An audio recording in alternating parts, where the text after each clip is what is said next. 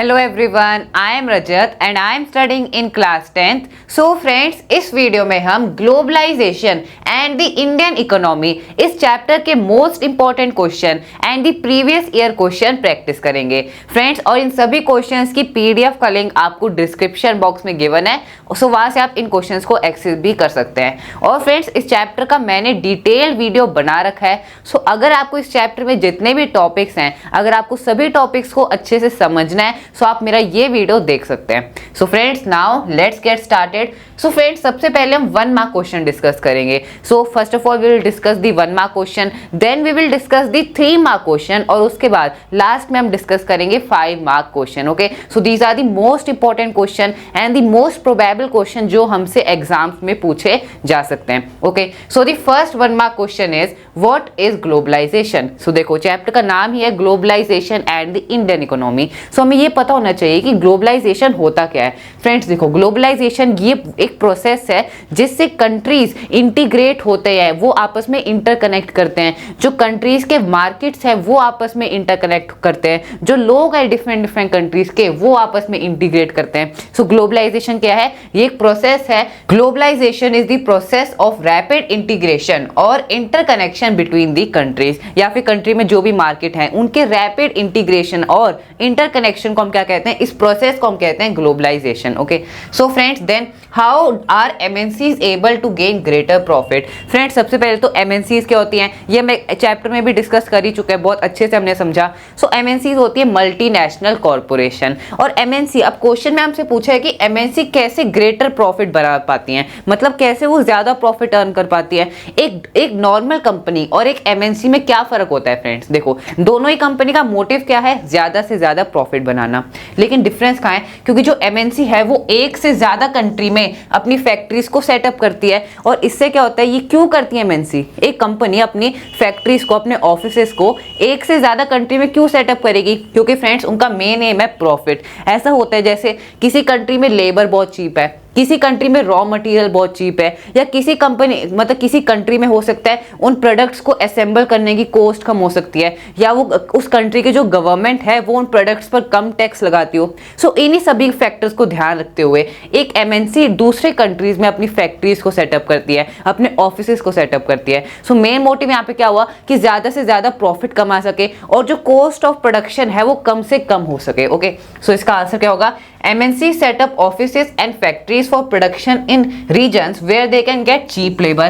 So labor भी friends ये एक फैक्टर है। मान लो इंडिया में जो लेबर है वो बहुत चीप है, सो एक यूएस बेस्ड MNC ने इंडिया में अपनी एक फैक्ट्री खोल दी। सो इससे उसका क्या फायदा हुआ कि लेबर बहुत चीप है, सो ऑब्वियसली उस MNC का प्रॉफिट होगा। Okay, then and other resources, this is done so that the cost of production is low and the MNCs can earn greater profit. Okay, so friends, this was about this question. Now let's move forward. So अब discuss करते हैं some define the following. So कुछ important terms हैं और ये बहुत important terms हैं क्योंकि ये हमसे डायरेक्ट एग्जाम्स में पूछे जा सकते हैं। Okay, so the first important term is MNCs. So friends, MNC के बारे में तो हम जानते हैं, एमएनसी की फुल फॉर्म क्या है? Multinational corporation. और एमएनसीज क्या होती हैं? एमएनसीज ऐसी कंपनी होती हैं जो एक से ज्यादा कंट्री में फैक्ट्रीज या ऑफिसेज को ओन करती हैं। वो एक से ज्यादा कंट्री में उनकी फैक्ट्रीज होती है, उनके ऑफिसेस होते हैं और वो उन्हें कंट्रोल करती है। ओके, सो एमएनसी क्या है? It is a company that owns or control production in more than one country. अब फ्रेंड्स, सवाल ये भी है जो भी हमने डिस्कस भी किया कि एमएनसी ज्यादा प्रॉफिट कैसे कमाती है? How they earn greater profit? इसी वजह से, क्योंकि वो एक से ज्यादा कंट्री में अपनी फैक्ट्रीज को सेटअप करती हैं। क्यों करती हैं? ताकि प्रॉफिट मैक्सिमाइज हो सके, जो कॉस्ट ऑफ प्रोडक्शन है वो कम से कम हो सके। Okay, then liberalisation. So liberalisation क्या होता है फ्रेंड्स? देखो, लिबरलाइजेशन मतलब रिमूविंग ऑफ बैरियर्स। देखो, जो फॉरेन ट्रेड होता है, मतलब एक कंट्री से दूसरे कंट्री जब ट्रेड होता है, गुड्स का ट्रांसपोर्ट होता है, सो उस पर जब बैरियर्स लगाए जाते हैं, मतलब बैरियर्स जैसे फॉर एग्जांपल टैक्स, मान लो किसी आइटम पर ज्यादा टैक्स लगा दिया, सो that is a type of barrier. So removing of these barriers मतलब जो फॉरेन ट्रेड पर बैरियर्स को हटाना, उन रिस्ट्रिक्शंस को हटाना, इसे ही हम कहते हैं liberalisation. Okay, so set by the government is known as liberalisation. So इन बैरियर्स को कौन सेट करता है? ऑब्वियसली जो गवर्नमेंट है उस कंट्री की, वही इन्हें इन्हें सेट करती है। ओके, और ये क्यों सेट किए जाते हैं इसके बारे में हम आगे डिस्कस करेंगे। Okay, so this is a very important term. Then foreign investment. So foreign investment क्या होता है फ्रेंड्स? सबसे पहले तो इन्वेस्टमेंट क्या होता है? इन्वेस्टमेंट मतलब जब आप पैसा इन्वेस्ट करते हो, मतलब पैसा लगाते हो किसी एसेट को बाय करने के लिए। क्यों? ताकि आपको ज्यादा प्रॉफिट हो सके, किसी भी चीज के लिए आपने उसमें इन्वेस्ट करा। ओके, देन फॉरेन इन्वेस्टमेंट क्या होता है फ्रेंड्स? देखो, जब एक कंपनी एक दूसरे कंट्री में इन्वेस्ट करती है, जैसे इन्वेस्ट करने का एग्जांपल मान लो उसने कोई फैक्ट्री सेटअप करी, फैक्ट्री सेटअप होगी तो वहां पर लैंड खरीदना होगा, मशीन्स खरीदनी होगी, लेबर को परचेज करना होगा। सो इन सभी के लिए ऑब्वियसली पैसे की रिक्वायरमेंट है। सो इसे ही हम कहते हैं फॉरेन इन्वेस्टमेंट। जब एक company when the money is invested by MNC into company belonging to other country, मतलब दूसरे कंट्री में, so this is known as foreign investment. Okay, so very simple, foreign investment क्या होता है? जब दूसरे कंट्री में कोई एमएनसी पैसा इन्वेस्ट करती है। क्यों इन्वेस्ट करती है? ताकि प्रॉफिट मैक्सिमाइज हो सके। Okay, so friends now let's discuss more terms. So the next term is fair globalisation. So fair globalisation क्या होता है फ्रेंड्स? देखो, ग्लोबलाइजेशन का जो इफेक्ट है किस पर? कंज्यूमर्स पर क्या है इसका? पॉजिटिव इंपैक्ट है, क्योंकि मार्केट में हमें बहुत वाइड वैरायटी ऑफ चॉइस देखने को मिलती है, हमने चैप्टर में भी डिस्कस किया। और इसमें प्रोड्यूसर्स पर इसका पॉजिटिव इंपैक्ट है। प्रोड्यूसर्स मतलब जो उस आइटम को मैन्युफैक्चर करते हैं। लेकिन फ्रेंड्स देखो, यहाँ पर एक ट्विस्ट है, जो छोटे प्रोड्यूसर्स हैं, जो स्मॉल प्रोड्यूसर्स हैं, उस पर इसका नेगेटिव इंपैक्ट है ग्लोबलाइजेशन का। क्यों? क्योंकि देखो, अगर बड़ी बड़ी एमएनसीज आएंगी, एमएनसीज आना इसका क्या मतलब है? ग्लोबलाइजेशन होना। अगर बड़ी एमएनसी आएंगी, बड़ी कंपनी आएंगी, बड़े बड़े ब्रांड सेटअप होंगे इन कंट्री में, तो जो छोटे प्रोड्यूसर्स हैं उन पर इसका इफेक्ट पड़ेगा। जो लोग हैं वो ज्यादा एमएनसीज को प्रेफर करेंगे इन छोटे प्रोड्यूसर्स के अलावा। ओके, सो इसी वजह से फेयर ग्लोबलाइजेशन क्या होता है? जब जितने भी कैटेगरी ऑफ पीपल है, चाहे वो कंज्यूमर हो, प्रोड्यूसर हो, स्मॉल प्रोड्यूसर हो, चाहे वो वर्कर हो, चाहे वो लेबर हो, अगर इन सब पर ग्लोबलाइजेशन का पॉजिटिव इंपैक्ट होगा, so that will be called as fair globalisation. Okay, so it refers to the globalisation which create opportunities for all, मतलब सबको इक्वल अपॉर्चुनिटीज मिले। ऐसा नहीं है कि जो अमीर लोग हैं उन्हें सब अपॉर्चुनिटीज मिले ग्लोबलाइजेशन की। Then and ensures that it benefits are better shared. Okay, then World Trade Organisation, so इसकी शॉर्ट फॉर्म है WTO। और वर्ल्ड ट्रेड ऑर्गेनाइजेशन क्या करती है फ्रेंड्स? देखो, अभी हमने लिबरलाइजेशन के बारे में डिस्कस करा। सो वर्ल्ड ट्रेड ऑर्गेनाइजेशन का यही मेन एम है कि जितनी भी फॉरेन ट्रेड हो रही है, मतलब जो भी कंट्रीज के बीच में ट्रेड हो रहा है उसे लिबरलाइज करना, मतलब जो ट्रेड बैरियर्स हैं, जो रिस्ट्रिक्शंस हैं, उन्हें हटाना, ये मेन एम है वर्ल्ड ट्रेड ऑर्गेनाइजेशन का। So it is an organisation which is in favour of increasing the world trade through globalisation. And friends यहाँ पे एक और लाइन होगी, and removing the trade barriers और restrictions. Okay, so this is about the world Trade Organisation. Now friends let's move forward. So the next 1 mark question is, why had the Indian government put barriers to foreign trade and foreign investment after independence? State any one reasons. Friends देखो, जब India आजाद हुआ था, जब India independent हुआ था, तो जो government थी, इंडियन गवर्नमेंट थी, उसने फॉरेन ट्रेड पर बहुत ज्यादा बैरियर्स लगाए, रिस्ट्रिक्शंस लगाए। क्यों लगाए? क्योंकि फ्रेंड्स देखो, जब इंडिया इंडिपेंडेंट हुआ था, सो इंडिया में जो छोटे छोटे प्रोड्यूसर्स थे, जो स्मॉल प्रोड्यूसर्स थे, जो छोटी कंपनी थी, जो अभी इतनी ग्रो नहीं हुई है, अगर मतलब गवर्नमेंट अगर सारे ट्रेड बैरियर्स को हटा देगी, सो इससे क्या होगा? जो बड़ी बड़ी एमएनसी हैं वो इंडिया में अपनी फैक्ट्रीज को सेटअप करेंगे। और इससे क्या होगा? क्योंकि बाहर की कंट्री की जो कंपनीज हैं वो तो ऑलरेडी डेवलप्ड हैं, लेकिन इंडिया तो अभी आजाद हुआ है, अभी जो कंपनीज हैं वो अच्छे से डेवलप नहीं हुए हैं। सो इसी वजह से, because they are at their infancy stage, मतलब वो अभी स्टार्ट हुई है, उनका भी इतनी कंपनी ग्रो नहीं हुई है। सो इसी वजह से इंडिया की गवर्नमेंट ने क्या करा? बहुत सारे ट्रेड बैरियर्स लगाए, ताकि जो एमएनसी है वो हमारे इंडिया में कंपनीज को सेटअप ना कर सके, और जो हमारी डोमेस्टिक कंपनीज हैं वो भी ग्रो हो सके। ओके, इसी वजह से the Indian government put barriers to the foreign trade and foreign investment after independence. Okay, in order to protect the industries in India, जो कंट्री के अंदर जो इंडस्ट्रीज हैं उन्हें प्रोटेक्ट करने के लिए। ऐसा थोड़ी होना चाहिए कि जो बाहर की कंपनी है, जो फॉरेन कंपनीज हैं, वो इंडिया में आके सेटअप हो जाए, और जो इंडिया की ही कंपनी है वो ग्रो ही नहीं हो रही है। ऐसा नहीं होना चाहिए। That's why the government had put foreign trade and foreign investment, इस पर बैरियर्स लगा दिए गवर्नमेंट ने। Okay, from the foreign competition as they were in their infancy stage. Okay, so friends, this was about this question. So the next one mark question is, what is the most common route for MNCs investment? Friends देखो, सबसे पहले तो MNC invest करती है, उसे हम क्या कहते हैं, फॉरेन इन्वेस्टमेंट. सो इस फॉरेन इन्वेस्टमेंट के बहुत सारे तरीके हैं, कैसे है उसके बारे में डिस्कस करते हैं. So the most common route for MNC investment is to buy up the local companies and then expand the production. MNC with huge wealth can do this so quite easily. So friends देखो, जो MNCs होती हैं, जो multinational corporation होती हैं, वो अपनी production को इंक्रीज कैसे करती हैं, क्योंकि देखो MNC अलग अलग कंट्रीज में अपनी कंपनीज को सेटअप करती हैं. अब उसे प्रोडक्शन कैसे इंक्रीज होता है. सो देखो फ्रेंड्स, सबसे पहले इसके 3 तरीके हैं. In 3 ways the MNCs increase their production across different countries. पहला वे क्या है, जो हमने चैप्टर में भी डिस्कस किया था, कि जो MNC है, मान लो एक यूएस की MNC, मतलब यूएसए में कोई बड़ी कंपनी है, MNC है, और वो अपनी फैक्ट्रीज को इंडिया में सेटअप कर रही है. सो इसके पहला वे क्या हो सकता है कि वो MNC इंडिया की किसी लोकल कंपनी के साथ कोलैब कर ले, उसके साथ जॉइंटली कोलैबोरेशन कर ले. क्यों करती है ऐसे, क्योंकि देखो फ्रेंड्स, जब भी कोई एक नई कंपनी एक नई कंट्री में आती है, सो उसे ये नहीं पता होता कि उस कंट्री का मार्केट कैसा है, उस कंट्री में जो लोग रहते हैं उनकी डिमांड क्या है, मार्केट में उस आइटम की कैसी डिमांड है. सो इन्हीं सभी को समझने के लिए, इन सभी से बचने के लिए, क्योंकि अगर कोई नई कंपनी सेटअप होती है, सो उसे मार्केट को समझने में ऑब्वियसली टाइम लगता है. इसी वजह से जो MNC है वो लोकल कंपनीज के साथ जॉइंटली कोलैब कर लेती है, कोलैबोरेशन कर लेती है. और इससे क्या होता है, इससे MNC को ये फायदा होता है कि उसे मार्केट को ज्यादा समझने की मतलब कोशिश नहीं करनी पड़ती है. और जो लोकल कंपनी है उस कंट्री की, उसे क्या फायदा होता है कि जो बड़ी MNC है वो उसमें फॉरेन इन्वेस्टमेंट करती है, मतलब उस कंपनी में इन्वेस्ट करती है और उसको नई नई टेक्नोलॉजी देती है, नई मशीन्स देती है. सो ये लोकल कंपनीज का फायदा हो जाता है. Okay, so the most common route क्या है, सबसे कॉमन रूट है कि उन लोकल कंपनीज को वो MNC बाय कर लेती है. पहला वे क्या है कि वो उस लोकल कंपनी के साथ कोलैब कर लेती हैं, और दूसरा वे है कि वो MNC उस कंट्री की लोकल कंपनी को खरीद लेती है, बाय कर लेती है. सो ये सबसे कॉमन वे है. Okay, so the common way is to buy up the local companies and then expand the production.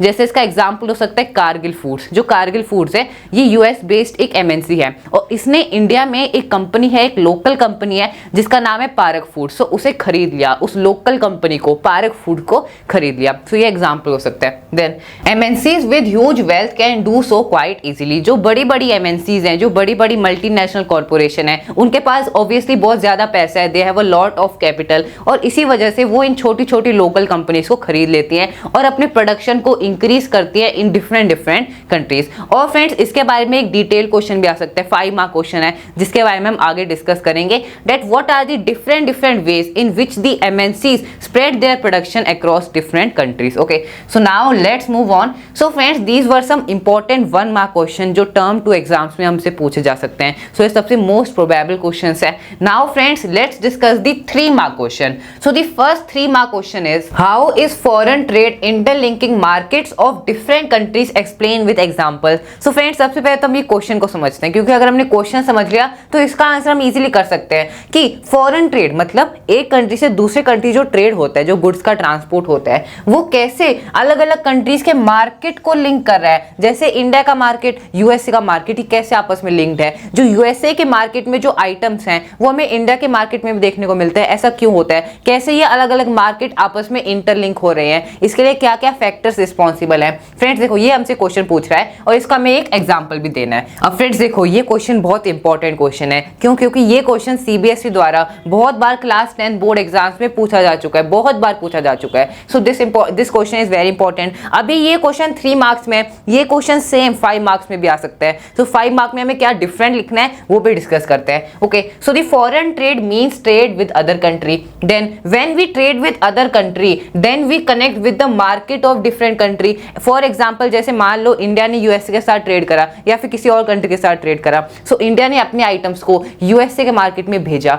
So market में वो आइटम्स आ गए. इसका क्या मतलब है कि एक कंट्री का मार्केट दूसरे कंट्री के मार्केट के साथ इंटरलिंक हो गया. Okay, for example Chinese toys in the Indian market. अब एग्जाम्पल सिर्फ यहाँ पे लिखा Chinese toys in the Indian market. अगर ये क्वेश्चन 5 मार्क्स में आता तो आपको इस एग्जाम्पल को भी एक्सप्लेन करना होगा। जैसे एग्जाम्पल आप दे सकते हो that for example Chinese toy is exported to India, और इंडिया क्या करता है उस टॉय का जो प्राइस होता है वो बहुत कम होता है। सो इससे क्या होगा, जो इंडियन मार्केट में चॉइस बढ़ गई, जो चाइना का जो मार्केट का एक आइटम है which is the Chinese toy वो इंडिया के मार्केट में भी आ गया। सो इसका क्या मतलब है कि दो कंट्री के मार्केट आपस में इंटरलिंक हो गए। Okay, in this process the goods and services are produced and sold at a global level. There is movement of technology and people between the countries. Okay, it gives opportunity to the local producers to reach beyond the domestic market. Buyers get different choice, price and quality. अब friends इसका क्या मतलब है, देखो जो producers हैं मतलब जो इंडस्ट्री में जो भी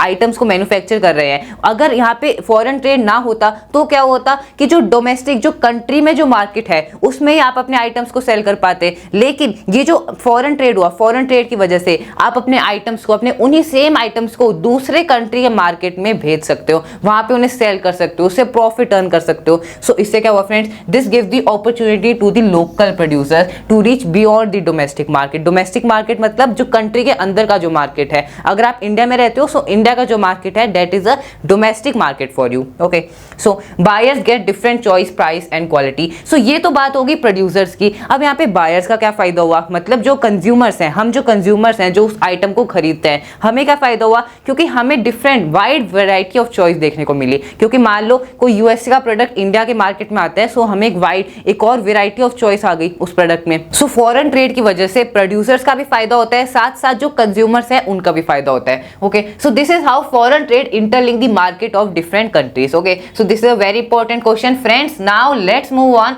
सो the next 3 mark question is examine any 3 condition which should be taken care of by multinational companies to set up their production unit. So देखो फ्रेंड्स, मान लो एक मल्टीनेशनल कंपनी है, वो चाहती है कि मान लो एक यूएस बेस्ड एमएनसी है, वो चाहती है कि मैं इंडिया में अपनी एक फैक्ट्री को सेटअप करूं। क्यों सेटअप करती है, ताकि प्रोडक्शन इंक्रीज हो। इसके लिए बहुत से फैक्टर रिस्पॉन्सिबल हैं, जैसे लेबर। मान लो इंडिया में लेबर बहुत चीप है, सो उस एमएनसी ने इंडिया में एक अपनी फैक्ट्री सेटअप कर दी। सो इससे क्या हुआ, उसका प्रॉफिट इंक्रीज हुआ, क्योंकि अगर जो लेबर है वो चीप होगा, अगर रॉ मटेरियल्स चीप होंगे या फिर मशीन्स की कॉस्ट कम होगी, जो प्रोडक्शन की कॉस्ट है अगर वो ओवरऑल कम हो जाएगी, सो इससे कंपनी का ही फायदा होगा। Okay, so the 3 condition which should be taken care of multinational company to set up their production unit. So friends देखो, बेसिकली हमसे क्वेश्चन क्या पूछा है, इस क्वेश्चन की फॉर्म चेंज हो सकती है। क्वेश्चन ऐसे भी आ सकता है that what are the different factors that are taken care by MNC while setting up a factory in a country. मतलब एक कंट्री में जब एमएनसी अपनी फैक्ट्री को सेटअप करती है,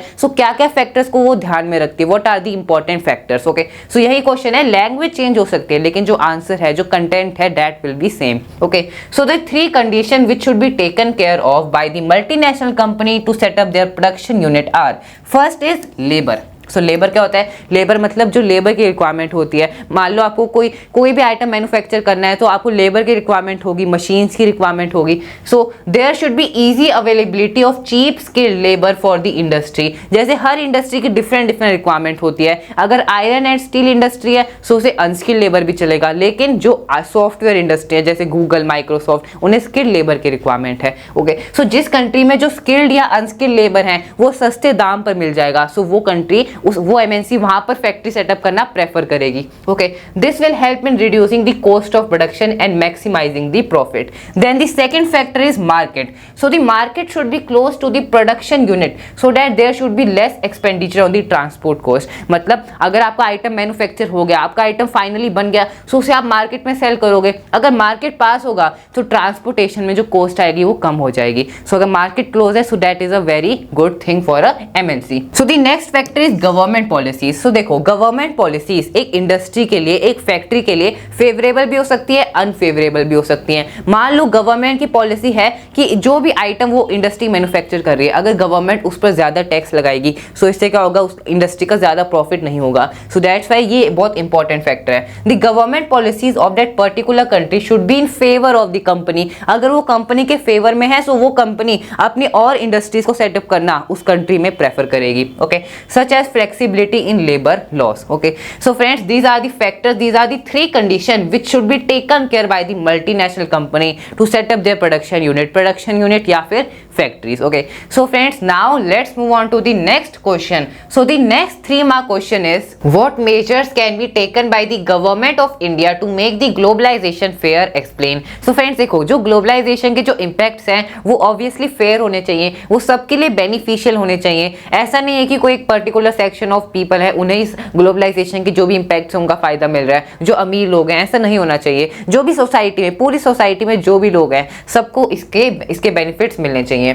so the various measure that can be taken by the government of India to make the globalisation fair. अब यहाँ पे गवर्नमेंट का क्या रोल है, मतलब गवर्नमेंट कैसे ग्लोबलाइजेशन को फेयर बना सकती है for all the people. Okay, so इसके लिए 3 स्टेप्स है। सो बेसिकली एक 3-mark क्वेश्चन है, ये सेम क्वेश्चन 5 मार्क्स में आएगा। सो यहाँ पे हमें 5 पॉइंट्स लिखने होंगे। Okay, so the labour law should be implemented properly and the worker get equal rights. Friends देखो क्या होता है, जो लेबर हैं, जो स्मॉल प्रोड्यूसर्स हैं, उन पर जो ग्लोबलाइजेशन का बहुत नेगेटिव इम्पैक्ट है। कैसे नेगेटिव इम्पैक्ट है, क्योंकि देखो जो लेबर्स हैं उनको ना तो कोई जॉब सिक्योरिटी है। मान लो किसी बड़ी एमएनसी में काम कर रहे हैं लेबर्स, उन्हें कोई जॉब सिक्योरिटी नहीं है, क्योंकि जो एम्प्लॉयर है जो उन्हें जॉब दे रहा है वो कभी भी उन्हें जॉब से निकाल सकता है। कोई भी फिक्स्ड वेज नहीं है, फिक्स्ड वर्किंग हार्स नहीं है। सो यही होता है लेबर लॉस। और अगर ये 5 मार्क्स में आएगा तो आपको ये सब भी लिखना होगा कि लेबर लॉस में क्या आता है, नो फिक्स्ड, मतलब फिक्स्ड वेज नहीं है, there is no fixed working hours. Okay, then second point is government should use trade barriers if required. देखो अगर गवर्नमेंट ट्रेड बैरियर्स यूज करेगी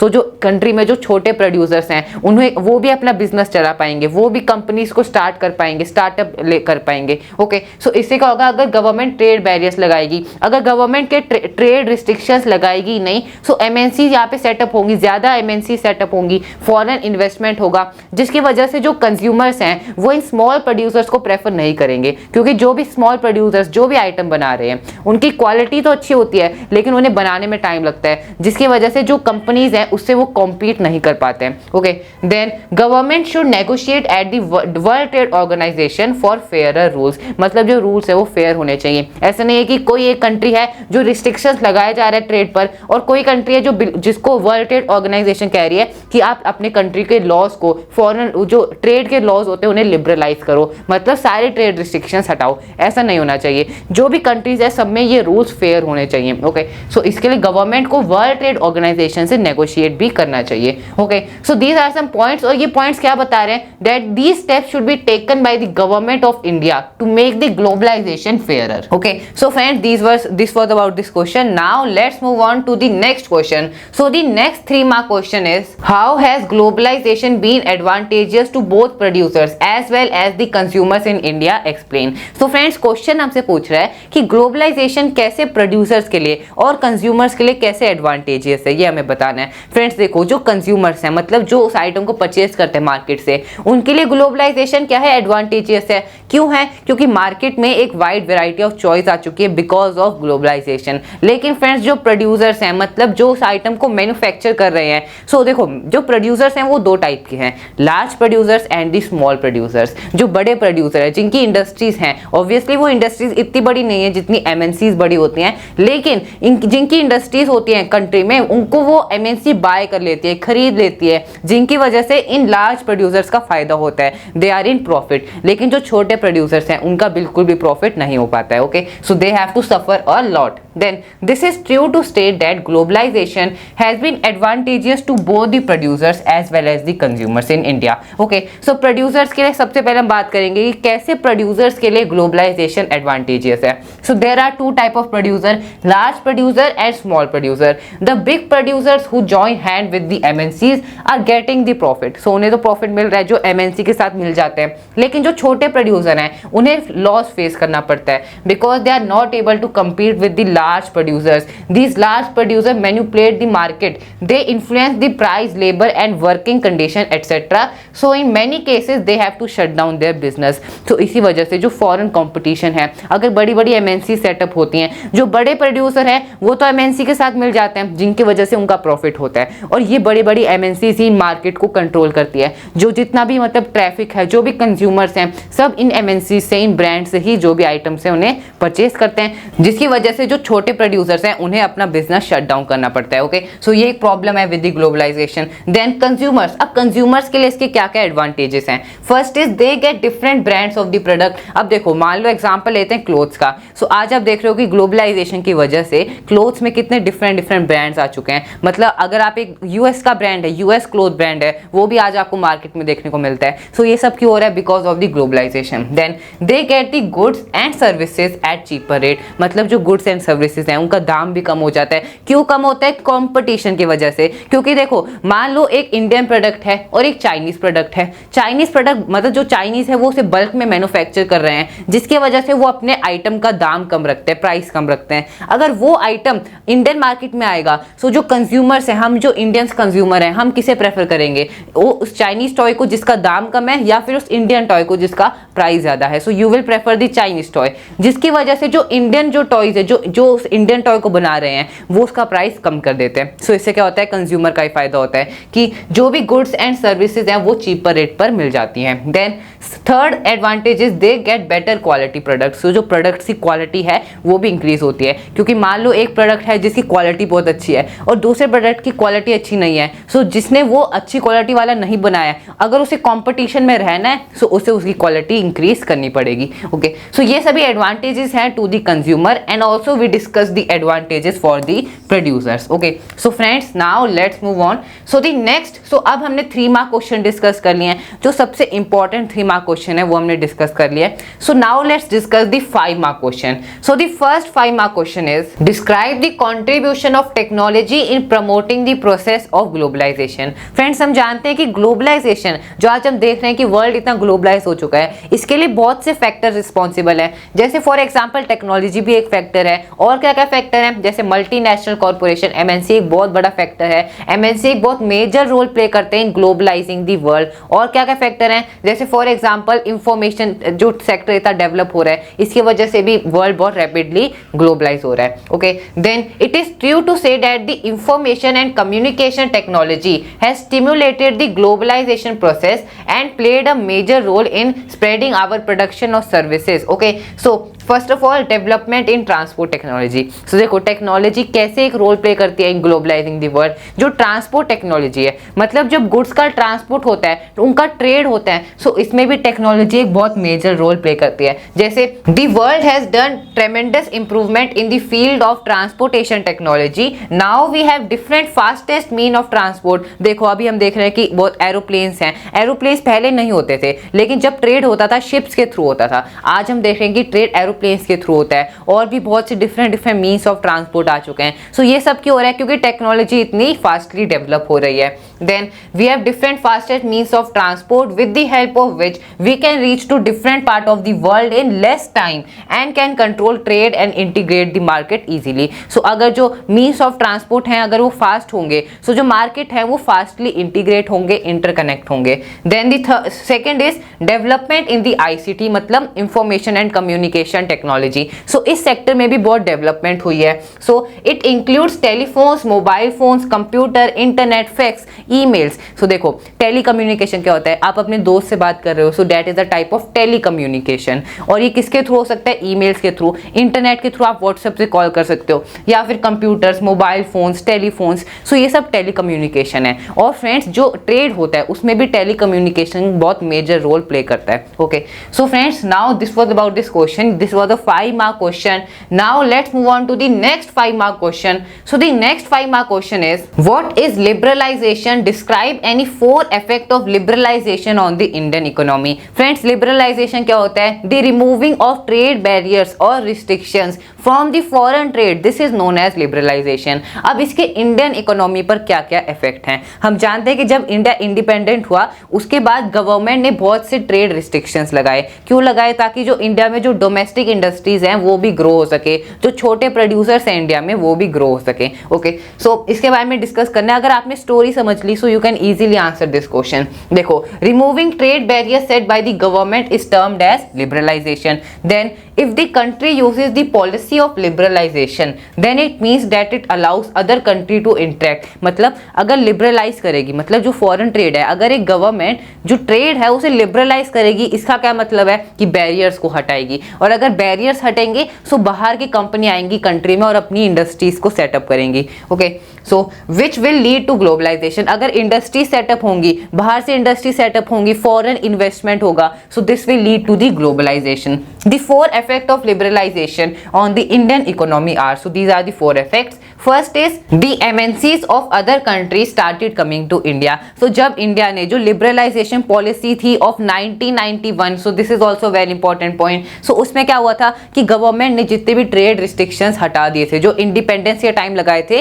वो सब हटा दिए। इससे क्या हुआ कि बड़ी बड़ी MNCs आई और वो हमारे कंट्री में सेटअप हुई। Then the Indian producers got an opportunity to reach beyond the domestic market. जब यहाँ पे लिबरलाइजेशन नहीं हुआ था, सो उससे पहले जो प्रोड्यूसर्स थे वो सिर्फ अपने इंडिया में जो डोमेस्टिक प्रोड्यूसर्स थे उनके साथ कॉम्पीट कर रहे थे, लेकिन जब लिबरलाइजेशन पॉलिसी आई उसके बाद फॉरेन जो प्रोड्यूसर्स हैं, जो फॉरेन ट्रेडर्स हैं, उनके साथ उनका कॉम्पिटिशन हुआ। ओके, सो इससे क्या होता है, this gives an opportunity to reach beyond the domestic market. Okay, then the third point is the Indian producers got foreign investment and newer technologies from the MNCs। देखो अब MNCs आई हैं, so MNCs अपना production को कैसे spread करती हैं, वो एक कंट्री की लोकल कंपनी के साथ कोलैब भी कर सकती हैं, या फिर अगर वो MNC बहुत बड़ी है, उसके पास बहुत ज़्यादा कैपिटल है, सो वो उस लोकल कंपनी को खरीद लेती हैं। सो इससे वो अपने प्रोडक्शन को इंक्रीज करती है। अगर एक MNC एक लोकल कंपनी को खरीदेगी, सो उसे पैसा इन्वेस्ट करना पड़ेगा, so this is known as foreign investment. Okay, so the Indian buyers are getting variety of brands with quality at cheaper rates। so इन तीनों पॉइंट्स में किसकी बात हो रही है, प्रोड्यूसर्स की बात हो रही है, MNCs की बात हो रही है। अब फोर्थ पॉइंट किससे रिलेटेड है, कंज्यूमर से। इससे कंज्यूमर का क्या फायदा हो रहा है कि हमें वाइड वैरायटी ऑफ चॉइस देखने को मिल रही है in the market. Okay, so friends this is how the liberalisation is very beneficial for the Indian economy. Okay, for both the producers as well as the consumers. Friends now let's move on. So the next 5 mark question is, this is the last 5 mark question. So how are multinational corporations spreading their products, explain with examples। so friends हमने एक short question भी discuss किया था कि कैसे multinational companies अपने production को spread कर रही हैं अक्रॉस डिफरेंट कंट्रीज। ऐसा नहीं है कि मतलब एक कंट्री में अपनी इंडस्ट्री सेटअप कर दी, ऑब्वियसली उसके साथ कनेक्ट होना पड़ेगा, जो भी प्रोडक्शन एक्टिविटीज है उन्हें कंट्रोल करना होगा। ओके, सो कैसे उस प्रोडक्शन को वो कंट्रोल करती है।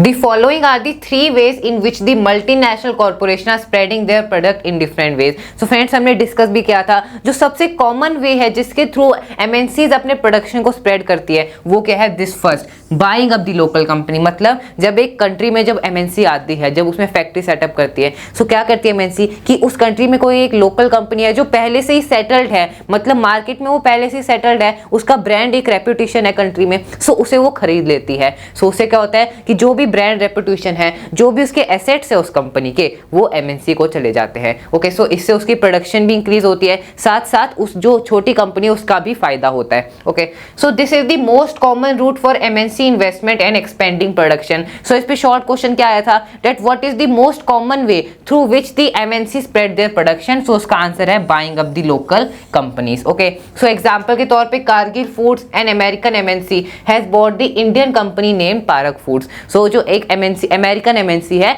जिसका नाम है कारगिल फूड्स, सो उसने पारक फूड्स को खरीद लिया। क्यों खरीदा, ताकि उसका प्रोडक्शन इंक्रीज हो सके और वो इंडिया के मार्केट को समझ सके। Okay, then the second way is joining hand with the local company. मतलब उस लोकल कंपनी को खरीदा नहीं, लेकिन उसके साथ हाथ मिला लिया। मतलब इसका क्या मतलब है, कोलैब कर लिया, कोलैबोरेशन कर लिया। ओके, लेकिन ऐसा भी हो सकता है कि जैसे वो इंडस्ट्री आई, शुरू में उसके साथ कोलैब करा, लेकिन थोड़े टाइम बाद उसको खरीद लिया। ओके, ऐसा भी होता है। Then sometimes the MNCs join hand with the local company and do the production. For example 1995 में जो फोर्ड मोटर्स हैं, फोर्ड के बारे में हम सब जानते हैं, ये कार कंपनी है, एक ऑटोमोबाइल कंपनी है, जिसने इंडिया की एक कंपनी को खरीद लिया। और इंडियन कौन सी कंपनी है, महिंद्रा। ओके, सो महिंद्रा को खरीदा था 1995 में। Okay, by the Ford Motors. Now friends the third way, so total 3 ways है। So the third way is by placing orders. So देखो जो बड़ी बड़ी MNCs हैं वो क्या करती हैं कि एक कंट्री में जो छोटे प्रोड्यूसर्स हैं, जो स्मॉल प्रोड्यूसर्स हैं,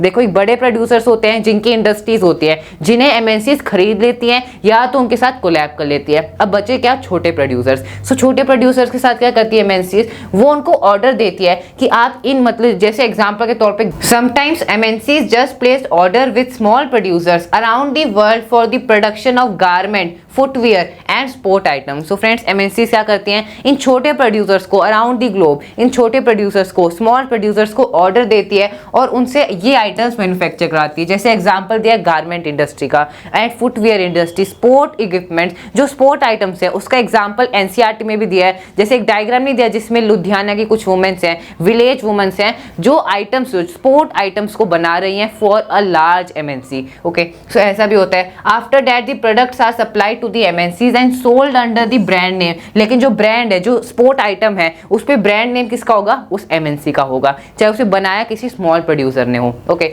so friends this was the last 5 mark question. So from this question we came to an end to our session, जिसमें हमने globalisation and the Indian economy, इस चैप्टर के most important question and the most important previous year question practice करे। So I hope आपको सारे question अच्छे से clear हो गए हैं। और अगर आपको किसी भी क्वेश्चन में कोई भी डाउट है सो मुझे कमेंट बॉक्स में ज़रूर बताना।